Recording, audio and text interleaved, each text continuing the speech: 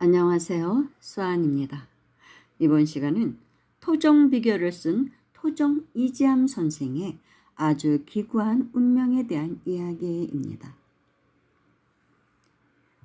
저도 이 이야기를 듣고 놀랐어요. 토종 이지암 선생이 나환자였다는 거. 정말? 근데 정사에는 나와 있지 않아요. 정사에는 전혀 이런 이야기는 나오지 않습니다. 야사예요.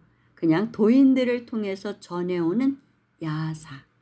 어느 도인이 하는 이야기를 들었습니다. 토종 이지암 선생이 나환자였다. 그런데 나환자가 된 그 배경, 그 동기라고 할까요? 그게 너무나 비극적이에요. 너무 가슴이 애리더라고요. 이분이 굉장히 명문가의 자손이죠. 고려시대의 모군 이색 선생의 7대 손입니다. 대학자였던 모군 이색 선생의. 그런데 이분이 스승으로 삼았던 분이 그 당시 조선시대의 서경덕, 그러니까 화담 서경덕 선생이 있죠. 아주 유명하죠. 이분도 신선이 되었다는 그런 이야기가 있죠. 그래서 영화 전우치에 나옵니다. 화담 서경덕 선생, 신선이 되었다는 그분을 스승으로 모시고 공부를 하셨다고 합니다. 개인 지도를 받으신 거죠. 서경덕 선생을 모시고, 서경덕 선생 하면 황진이가 사랑한 남자, 조선 최고의 기생 황진이, 다 아실 것입니다. 황진이 하면 재색을 겸비한 아주 뛰어난 여인. 저도 한때는 나도 황진이가 되었으면 좋겠다. 황진이 같은 여자였으면 하고 소녀 시절에 그런 헛꿈을 꿔본 적도 있습니다. 그렇게 아름답고 채색을 겸비한 여인이 되고 싶다. 그리고 자유로운 여인, 아무튼 엉뚱한 꿈을 꾼 적이 있는데, 그 황진이와 박연폭포, 서경덕을 송도 삼절이라고 하죠. 그렇게 나와 있습니다. 근데 그 서경덕 선생을 황진이가 굉장히 사랑했다고 합니다. 왜냐하면 자신에게 넘어오지 않았기 때문에. 조선시대 그 당시에 어떤 남자도 황진의 유혹에 넘어가지 않은 사람은 없었다고 합니다. 그리고 또 유명한 얘기가 지족선사. 지족선사라는 분이 그 당시 10년 산속에서 돌을 닦고 내려왔는데 황진이의 유혹에 한 방에 파괴를 하셨다고 하죠. 그런 이야기가 전해오죠. 그런 황진이가 서경덕 선생을 사랑한 것이죠. 근데 또 정사에 보면 이 서경덕 선생은 40대였을 때 60대 노인네 같은 그런 형상이었대요. 너무 공부를 열심히 해갖고 진이 다 빠져서. 그런 거 보면 황진이 씨가 서경덕 선생을 외모 때문에 사랑했을 것 같지는 않죠. 어떤 정신적인 면, 그러니까 수숭한 영혼, 그런 걸 사랑했겠죠. 도인이었으니까요. 서경덕 선생은. 아무튼 황진이에 대해서는 여러 가지 얘기가 내려오죠. 많은 이야기가 내려오는데, 그럼 이 서경덕 선생과 이지암 선생의 그런 인연으로 인해서 결국은 이지암 선생이 나병에 걸리게 됩니다. 그 이유는 서경덕 선생한테 공부를 하러 다닐 때 이지암 선생에게는 아주 예쁜 딸이 하나 있었나 봐요. 딸이 너무 이쁘니까 딸의 손을 잡고 데리고 이렇게 서경덕 선생 집에 자주 갔다고 합니다. 공부하러. 딸을 데리고. 그런데 딸을 데리고 가는 길에는 나환자촌이 있었대요. 하필. 그거를 생각하지 못한 것이죠. 그러다 보니까 이 허약한 딸이 나병에 걸린 것입니다. 전염이 된 거예요. 나환자촌을 지나다니다 보니까 어떻게 해서 전염이 되었다고 합니다. 정말 기가 막힌 일이죠. 그 사랑하는 예쁜 딸이 나병에 걸렸으니 토종 이지암 선생이 얼마나 괴로웠겠습니까? 당신의 잘못으로 딸이 그렇게 됐으니. 그래서 그 당시에는, 물론 지금도 그렇겠죠. 나환자들은 격리를 시키죠. 그래서 그때도 나환자촌에 격리를 시키니까 딸만 혼자 거기에 둘 수가 없었던 거예요. 아비로서. 당신의 책임도 있고. 그래서 이지암 선생은 이 따님을 데리고 같이 그 나환자촌으로 들어가셨다고 합니다.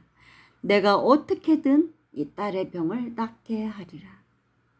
그런데 그렇게 같이 생활을 하다 보니까 나환자촌에서 이 토종 이지암 선생도 나병에 걸리게 되었다고 합니다. 자연히 그렇게 되겠죠. 그러면서 나는 내 스스로 나병에 극복하는 법을 배우리라, 공부하리라, 깨치리라. 이러면서 기공수련도 하시고, 그런 단전호흡 같은 뭐 기공수련을 하시고, 그리고 또 약제도, 한약제도 연구를 해서 그걸 먹은 것이죠. 딸에게도 먹이고 당신도 드시고. 그러면서도 그 고통스러운 시간, 그 딸이 얼마나 절망스러웠겠어요. 그 어린 딸이 가엾어서 고통을 좀 잊게 해주려고 딸에게 주역, 사주, 관상, 단전호흡 이런 것을 공부시켰다고 합니다. 같이 수련을 하신 거예요. 그런 것도 제 주역, 그런 이런 천지 이치, 우주 이치에 대해서 공부를 시키고 그렇게 하셨다고 합니다. 당신도 공부하시고. 그래서 어느 날인가는 그 모든 병을, 그 나병을 극복하신 거예요. 다 나으셨다고 합니다. 딸과 함께. 그 천영이라고 하는 나병, 그 불치병이라고 하는 그 나병을 다 고치신 거예요. 그리고서 이분은 훗날 신선이 되었다고 합니다. 그 에너지체 수행을 하신 것이죠. 기공수련, 뭐 단전업 이런 것들이 영혼백, 달 때 백을 달려놓는다고 하거든요. 그래서 그런 수련을 하면 신선이 된다고 해요. 영혼이 죽지 않는 몸을 얻는다. 뭐 그런 말들이 있죠. 그래서 이지암 선생은 신선이 돼서 사라지셨다. 이런 이야기가 전해온다고 합니다. 근데 이건 야사예요. 정사에는 전혀 이런 이야기 없어요. 이런 이야기 없고 이분이 표스라 치료 있었겠죠. 그때 어떻게 해서 잘못해서 그 이질인가 뭐 그런 병에 걸려서 갑자기 돌아가셨다라고만 나와 있습니다. 62살인가 그때 돌아가신 걸로 나와 있어요. 근데 그거는 이제 그 돌아가시는 동기에 대해서도 여러 가지 설이 있더라고요. 뭐 그것까지 제가 설명할 필요는 없고, 오늘 중요한 거는 나병 환자였던 이지암 선생의 그 병을, 그 천형을 극복하고 딸과 함께 극복하고 신선이 되었다는 거. 조선시대에 의외로 신선이 되었다는 분. 그러니까 뭐 격암유록을 쓰신 분도 그렇고, 남사고 선생, 그리고 뭐 서경덕 선생, 그리고 송구봉 선생, 이런 분들이 뭐 다 신선이 되었다는 이야기가 있죠. 그런 몸을 얻었다. 그런 거면은 조선시대 우리 선조들이 훌륭했던 분들이 많은 것 같아요. 대단한 경제관 도인들, 대도인들이 많았던 것이죠.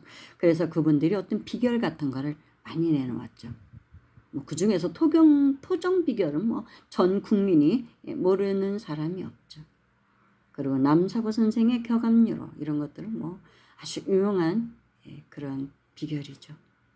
많은 비결들이 내려옵니다. 삼봉 정도전 선생의 비결도 있고, 다들 대단한 도인들이었던 것 같아요. 근데 이렇게 나병 환자였다는 것까지는 정말 대부분의 사람들이 모르고 있죠. 근데 그걸 극복하고 신선이 되었다. 그런데 가슴이 아프더라고요. 그 딸과 함께 나환자촌에서 그걸 극복하기 위해서 애쓰셨을 그 그 부녀의 모습, 그 두 부녀의 모습을 상상해 보세요. 나환자가 되어서 그 극복하려고 또 딸에게 주역을 공부시키고 탄전호흡을 시키고 공부하면서 그 모습, 부녀의 모습 참 애잔하죠. 참 그래요. 그 아버지의 사랑, 딸에 대한 아버지의 지극한 사랑, 그런 게 느껴져서 가슴이 애잔했습니다. 그래서 오늘 소개하는 것입니다. 감사합니다.